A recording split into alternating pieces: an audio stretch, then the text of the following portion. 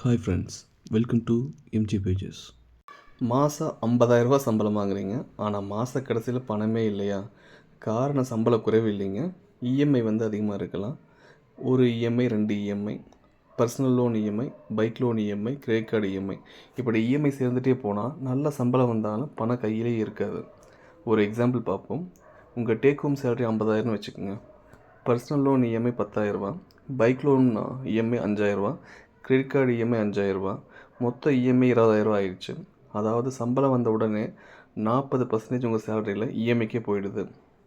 மீதி இருக்கிறது 30,000 தான். அதில் rent, food, EB bill, travel, family expense, savings, இது எல்லாத்தையுமே பார்த்துக்கணும். அதில் ஏதாவது அன்எக்ஸ்பெக்டடாக எக்ஸ்பென்ஸ் வந்தால் மீண்டும் கிரெடிட் கார்டை பயன்படுத்த வேண்டிய நிலை வரலாம்.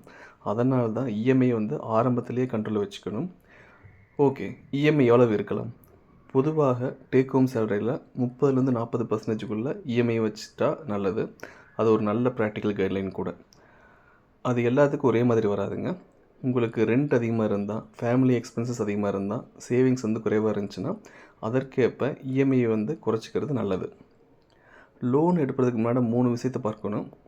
ஃபஸ்ட்டு, எத்தனை இஎம்ஐ இருக்குது. ரெண்டாவது, இஎம்ஐ கட்டிய பிறகு எக்ஸ்பென்சஸ் ப்ளஸ் சேவிங்ஸ்க்கு போதுமான பணம் இருக்கிறதா, அதை பாருங்கள். இஎம்ஐ கட்ட முடியும்னு மட்டும் பார்க்காதீங்க.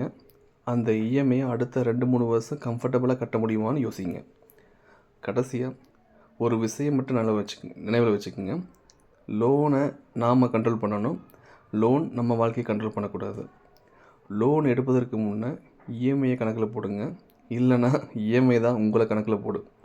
இந்த மாதிரி சிம்பிளாக பர்சனல் ஃபினான்ஷியல் விஷயங்களை தமிழில் தெரிஞ்சுக்கணுன்னா எம்ஜி பேஜஸை சப்ஸ்கிரைப் பண்ணுங்கள். தேங்க்யூ.